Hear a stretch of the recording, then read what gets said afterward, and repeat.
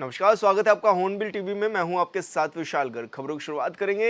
ये अलग बात है कि देश की जनता ने बीजेपी को इस बार पूर्ण बहुमत नहीं दिया है, लेकिन उत्तराखंड की जनता ने पार्टी पर भरोसा कर पांचों सीटें उनकी झोली में डाल दी हैं। लिहाजा उम्मीद है कि हमेशा की तरह इस बार भी कैबिनेट में उत्तराखंड के किसी सांसद को जगह मिलनी चाहिए।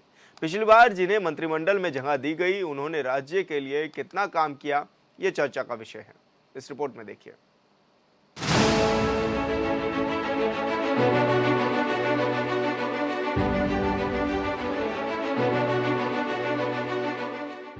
लोकसभा चुनाव में उत्तराखंड समेत देश की जनता ने एनडीए को बहुमत दिया। लिहाजा नई सरकार गठन की तैयारियां तेज है। जल्द ही पीएम मोदी तीसरी बार प्रधानमंत्री के रूप में शपथ ले सकते हैं। उत्तराखंड में लोकसभा की 5 सीटें हैं और 5 सीटों पर तीसरी बार भी बीजेपी की जीत हुई है। लिहाजा प्रदेश के राजनीतिक गलियारों में इस बात की चर्चा तेज है कि उत्तराखंड की केंद्रीय कैबिनेट में किसे जगह मिलेगी। देखिए, उत्तराखंड को अच्छा प्रतिनिधित्व मिलना चाहिए, ऐसी हम अपेक्षा कर रहे हैं।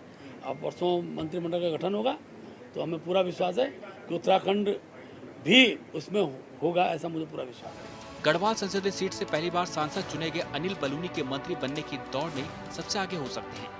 ऐसा इसलिए क्योंकि जब लोकसभा चुनाव प्रचार करने राजनाथ सिंह और अमित शाह आए थे तो मंच से क्षेत्र की जनता से उन्होंने कहा था कि आप बलूनी जी को संसद भेजिए, बाकी जिम्मेदारी मेरी है। जनता ने पार्टी के वरीय नेताओं के कहने पर बलूनी को संसद तो भेज दिया, लेकिन अब उम्मीद लगाए बैठे हैं कि उनके सांसद केंद्रीय मंत्री बनेंगे। ऐसा भी कहा जा रहा है कि बलूनी पीएम मोदी और अमित शाह के करीबी हैं। शायद यही वजह थी कि तीरथ सिंह का टिकट काटकर इस बार बलूनी को टिकट दिया गया था। देखिए, उत्तराखंड को अच्छा प्रतिनिधित्व मिलना चाहिए, ऐसी हम अपेक्षा कर रहे हैं। अब परसों मंत्रिमंडल का गठन होगा। 2014 में जब पहली बार मोदी देश की सत्ता में आए थे तो अल्मोड़ा सीट से सांसद अजय टम्टा को 2016 में केंद्र में कपड़ा मंत्री बनाया गया था। फिर उसके बाद 2019 में हरिद्वार लोकसभा सीट से पूर्व सांसद रमेश पोखरियाल निशंक को भी केंद्र में मंत्री बनाया गया था। तो वही नैनीताल लोकसभा सीट से बीजेपी सांसद अजय भट्ट को भी कैबिनेट में जगह दी गई थी। यानी एक एक प्रदेश के 3 सांसदों को मंत्री बनाया गया। कैबिनेट मंत्री बनने के बाद नेताओं ने राज्य का कितना भला किया, ये दूसरी बात है जिस पर चर्चा घंटों संभव है। देखिए, 2024 में लोकसभा का जनादेश जो आया है वो खंडित जनादेश है और किसी भी एक दल को जो है बहुमत नहीं मिला है। मुझे नहीं लगता है कि जो है भाजपा केंद्र में सरकार बनाएगी, क्योंकि ये अमित शाह और मोदी जी के खिलाफ जनादेश है। लेकिन अगर भाजपा की सरकार फिर भी केंद्र में बनती है तो निश्चित तौर पर उत्तराखंड को केंद्रीय मंत्रिमंडल में उचित स्थान मिलना चाहिए। वैसे तो पहले भी जो मंत्री रहे, चाहे वो निशंक जी हों, अजय भट्ट जी हों या अजय टम्टा जी हों, उनका परफॉर्मेंस निराशाजनक रहा है। वो राज्य के लिए कोई भी उपलब्धि हासिल करने में जो है नाकाम रहे हैं। बात सिर्फ अनिल बलूनी तक सीमित नहीं है। माना जा रहा है कि हरिद्वार सीट से चुनाव जीते राज्य के पूर्व सीएम त्रिवेंद्र सिंह रावत भी दौड़ में पीछे नहीं है। और इन सब के बीच विपक्ष का सवाल है, जो अपनी जगह पर सही भी है। कांग्रेस प्रदेश प्रवक्ता शिशपाल सिंह बिष्ट का कहना है कि राज्य के निवासी होने के नाते हम मांग करेंगे कि केंद्र में राज्य का प्रतिनिधित्व बड़ी संख्या में हो। लेकिन जिस तरीके से बीजेपी के मंत्रियों का परफॉर्मेंस रहा है, अजय भट्ट मंत्री हैं, इससे पहले निशंक अजय टम्टा मंत्री रहे हैं और इन सभी ने राज्य की छवि खराब करने का काम किया है। उन्होंने कहा कि इन सभी लोगों ने सिर्फ राज्य को निराश करने का काम किया है। उन्होंने कहा कि मुझे नहीं लगता कि केंद्र में बीजेपी की सरकार बनेगी और अगर बनती है तो राज्य को प्रतिनिधित्व मिलना चाहिए और जो मंत्री बनेंगे उन्हें जनता के विश्वास पर खरा उतरने के लिए जी तोड़ मेहनत करनी चाहिए। लेकिन हम फिर भी चाहेंगे कि जो है राज्य को उचित प्रतिनिधित्व मिले और भाजपा अपने मंत्रियों पर लगाम लगा के रखे कि वो राज्य के विकास पर विशेष ध्यान दें। अगर अब ये तो भाजपा को तय करना है कि वो राज्य से कितने जो है लोगों को केंद्रीय मंत्रिमंडल में लेती है, लेकिन जिस तरीके से तीसरी बार भाजपा ने 5 लोकसभा सीटें जीती हैं तो मुझे लगता है कि राज्य को अधिक से अधिक प्रतिनिधित्व केंद्रीय मंत्रिमंडल में मिलना चाहिए। तीसरी बार पीएम मोदी के शपथ ग्रहण समारोह पर सत्ता पक्ष से लेकर विपक्ष तक सबकी नजर है। सत्ता पक्ष के कई जीते हुए सांसद मंत्री पद की आस में बैठे हैं। ऐसा इसलिए क्योंकि मौजूदा कई केंद्रीय मंत्री भी चुनाव हार गए हैं। लेकिन समस्या यह है कि इस बार बीजेपी की पूर्ण बहुमत वाली नहीं बल्कि एनडीए की सरकार बन रही है और उसमें भी नीतीश कुमार और चंद्रबाबू नायडू जैसे माहिर खिलाड़ी हैं जो किंग मेकर के रूप में इस बार उभरे हैं। दोनों दिग्गजों की अपनी अपनी डिमांड है। ऐसे में अगर इन दोनों नेताओं को दरकिनार करने की कोशिश की गई तो सरकार बनने के बाद भी पीएम मोदी की कुर्सी खतरे में रहेगी और विपक्ष यही चाहता है। Bureau report, hornbill TV.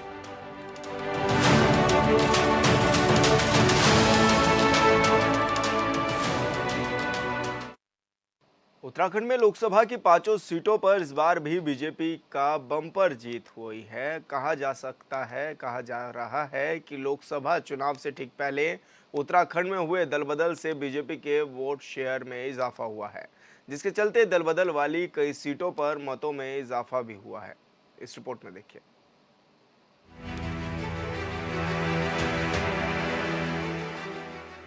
Lok Sabha चुनाव में बीजेपी ने उत्तराखंड में 75% मत हासिल करने के लिए विशेष ज्वाइनिंग अभियान पर जोर दिया था, जिसके तहत कई दलों के नेताओं से संपर्क कर उन्हें पार्टी में शामिल किया गया। बीजेपी प्रदेश संगठन के दावे के अनुसार चुनाव से पहले अलग अलग पार्टियों के करीब 15,000 छोटे बड़े नेताओं और कार्यकर्ताओं ने बीजेपी की सदस्यता ली। हालांकि इनमें से पूर्व विधायक और सांसद का चुनाव लड़ चुके नेताओं की संख्या करीब 20 ही थी। चुनाव परिणाम आने के बाद इन नेताओं के क्षेत्र में पार्टी को मिले मतों का हिसाब किताब तैयार किया जा रहा है। सूत्रों के अनुसार लोकसभा चुनाव में मिले मत के आधार पर ही अब पार्टी में इन नेताओं का भविष्य तय होगा। वहीं बीजेपी का कहना है कि निश्चित तौर पर बीजेपी के ज्वाइनिंग अभियान से इस लोकसभा चुनाव में बीजेपी के मत प्रतिशत में इजाफा हुआ है। भारतीय जनता पार्टी कार्यक्रम शुरू होने से पहले बैठक करती है और कार्यक्रम खत्म होने के बाद समीक्षा करती है, उसकी बैठक करती है।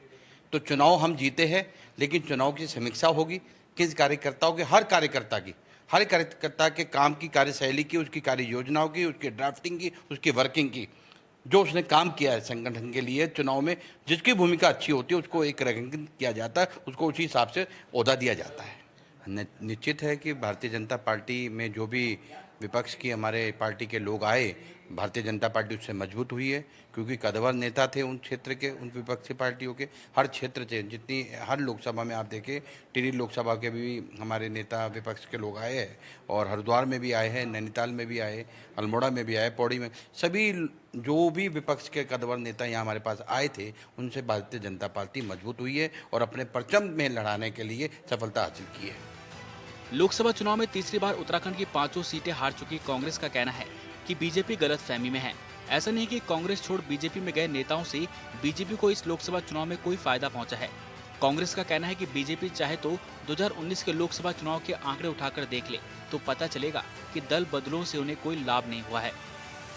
उत्तराखंड के परिप्रेक्ष्य में अगर हरिद्वार लोकसभा पे बात करूं, चाहे टिहरी पर बात करूं, चाहे मैं आपसे पौड़ी के विषय में बात करूं, चाहे मैं आपसे जो है नैनीताल के विषय में बात करूं, चाहे अल्मोड़ा के परिप्रेक्ष्य में बात करूं, 2019 और 2024 का अंतराल अगर आप देखेंगे जीत का भारतीय जनता पार्टी का, तो ज़मीन आसमान का अंतर है।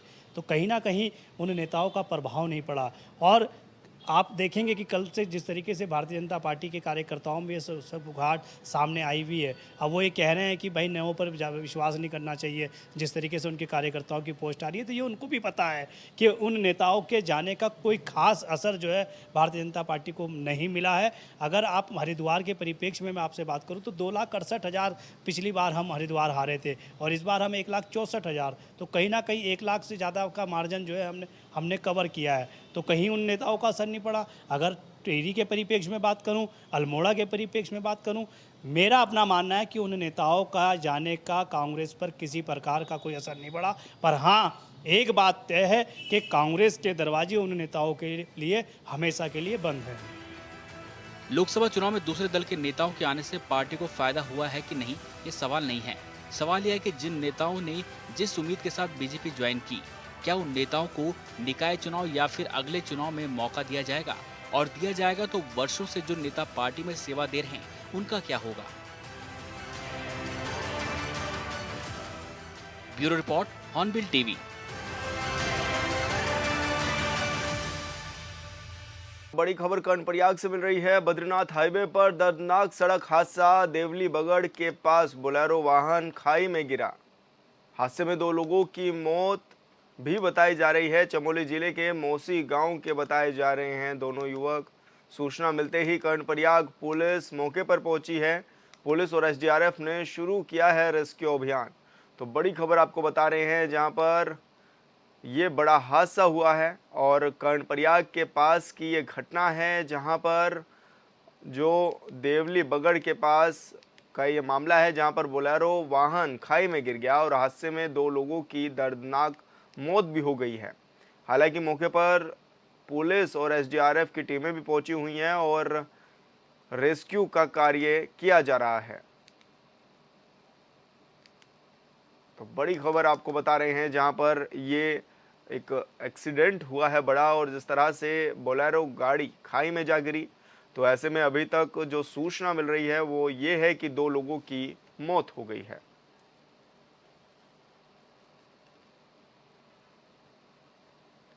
और संवाददाता जितेंद्र पवार हमारे साथ जुड़ चुके हैं। जितेंद्र, क्या कुछ ये पूरा मामला था और अभी रेस्क्यू किस तरह से जारी है?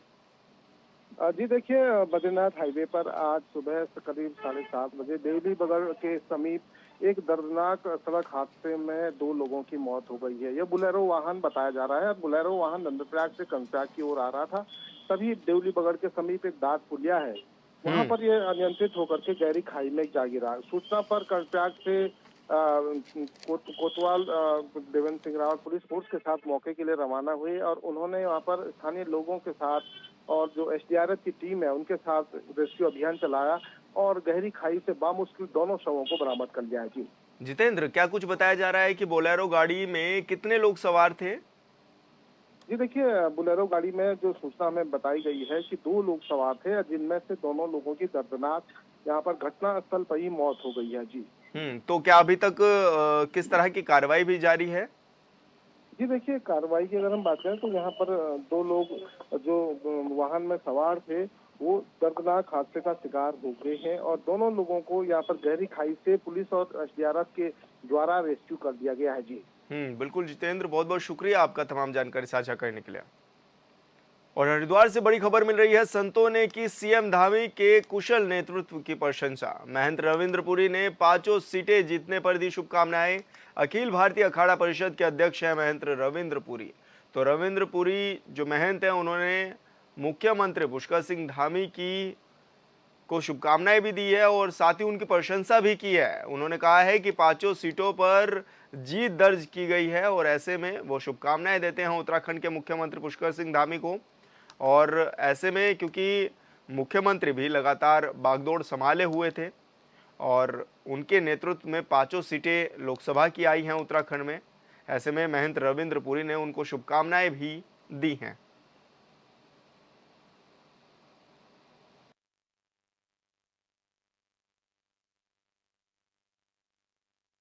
सनातन धर्म के सबसे बड़े रक्षक और इस देश के यशस्वी प्रधानमंत्री आदरणीय मोदी जी को अखिल भारतीय अखाड़ा परिषद से बहुत शुभकामना। 800 वर्ष के बाद एक ऐसे सनातन रामनवमी की दिल्ली में राजपुरुषी हुई थी 2014 में, और उसका एक प्रयास उन्होंने किया। मैं उनके लिए बहुत बहुत शुभकामना बधाई देता हूँ। भगवान शिव का आशीर्वाद में हमेशा बना रहे, वो स्वस्थ रहें।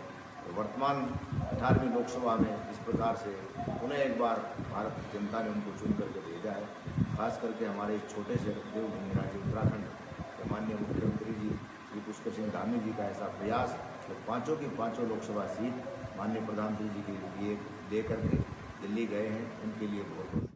उत्तरकाशी में सरकार की संजीदगी से शहस्ताल ट्रैक पर जिंदगी और मौत की जंग लड़ रहे 13 ट्रैकर्स को नया जीवन मिला है।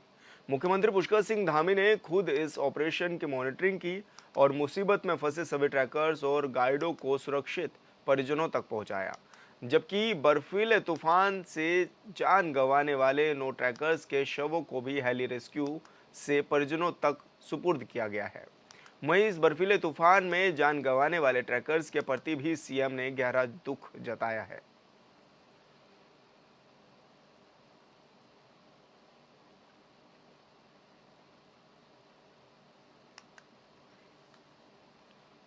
और संवाददाता दीपक नोटियाल हमारे साथ जुड़ गए हैं। दीपक, जिस तरह से मुख्यमंत्री मोर्चा संभाले हुए थे, लगातार वो अपडेट्स भी लेते हुए नजर आ रहे थे और जो ट्रैकर्स फंस गए थे उनको एक नया जीवन मिला है, किस तरह की चर्चाएं हैं अभी?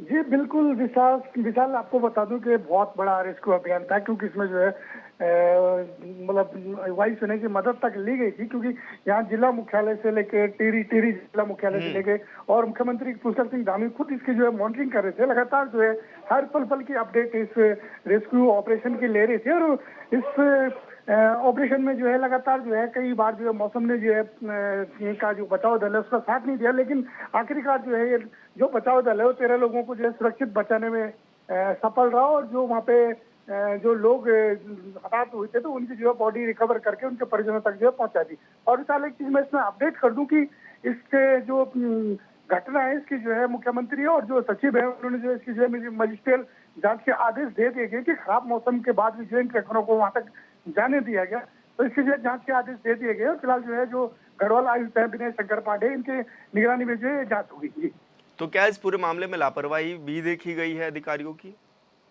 जी बिल्कुल, कहीं ना कहीं इसमें जो है लापरवाही बिल्कुल सामने आ रही है, क्योंकि जब खराब मौसम का अलर्ट था तो इन लोगों को कैसे आगे जाने दिया गया। साथ ही साथ एक चीज इसमें निकल कर सामने आ रही है कि जब जो ट्रैकिंग का नियम है उसमें जो 60 साल के ज्यादा उम्र के जो लोग होते हैं उनको जो है मेडिकल सर्टिफिकेट जो है बाकायदा पर्यटन विभाग में जमा करना होता है, तभी उनको जो है आगे जाने की अनुमति दी जाती है। लेकिन इसमें जो 62 साल का आदमी था जो कि वहाँ पे जो है जिसकी वहाँ पे मृत्यु हो गई थी, उस पर जो है उसमें बताया जा रहा है कि उसने जो है मेडिकल सर्टिफिकेट वगैरह कुछ भी जमा नहीं किए थे, तो लग रहा है बहुत बड़ी लापरवाही सामने आ सकती थी। बिल्कुल दीपक, बहुत बहुत शुक्रिया आपका तमाम जानकारी साझा करने के लिए।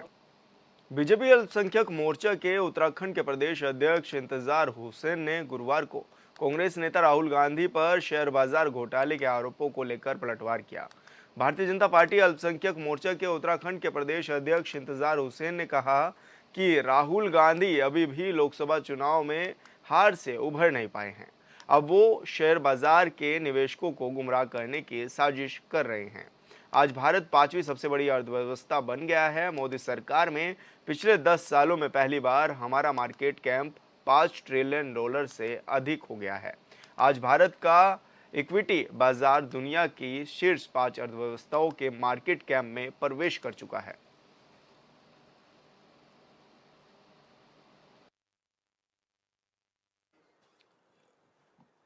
पहली बार हमने नोट किया कि चुनाव के समय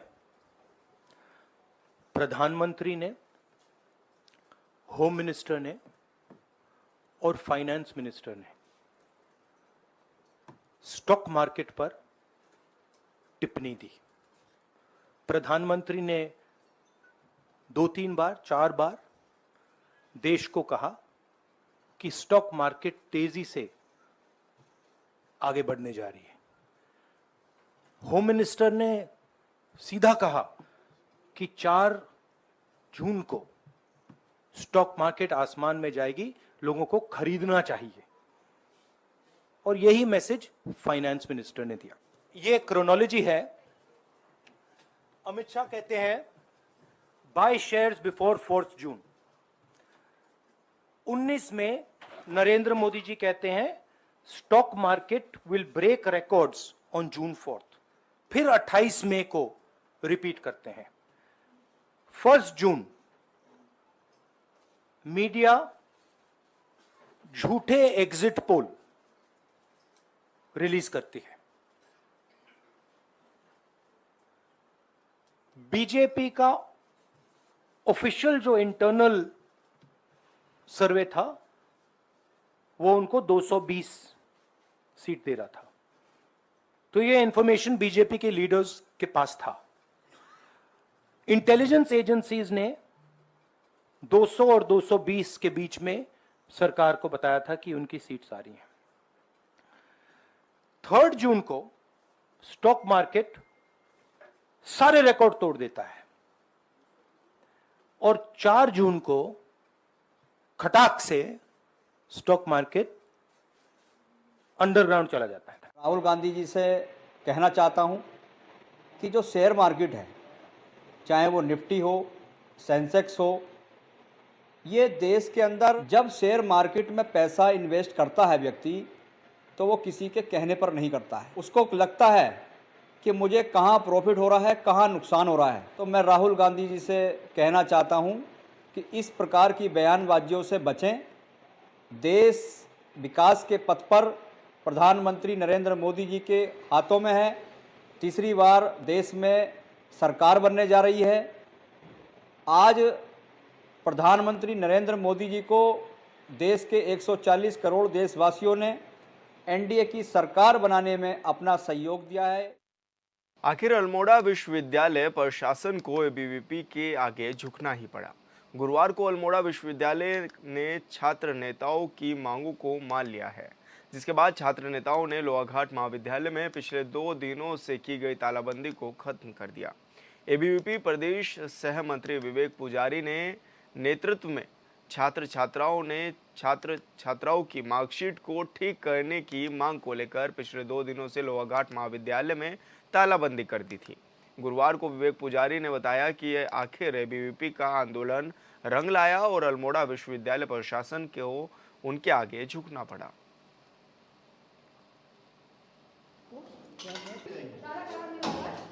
जो हमारी 2-3 दिन से हमारी मांग चल रही थी, जो हम लोगों ने अनिश्चित काल तक जो तालाबंदी की थी महाविद्यालय लोहाघाट में, तो महाविद्यालय के अथक प्रयासों से, परीक्षा के अथक प्रयासों से और प्रिंसिपल मैडम के अथक प्रयासों से यूनिवर्सिटी जो टीम भेजी की है आज हमारे महाविद्यालय में आ गई है और सुबह से उन्होंने ऐसे 40 से 50 फॉर्म करेक्शन फॉर्म ठीक भी कर दिए हैं और जो अभी तक जितने भी बच्चों के जो करेक्शन फॉर्म आए हैं वो जब तक ठीक होंगे यहीं रहेंगे और हमारी मांगें पूरी हुई। तो आज हम लोग तालाबंदी यहाँ पर को अपना तालाबंदी जो हमने किया था उसको खोलेंगे। डिमांड थी 2 दिन पहले आपने ज्ञापन भी दिया था कि बहुत सारे बच्चों के परीक्षा फल ठीक नहीं हो रहे हैं, उसमें बहुत सारी त्रुटियां हैं।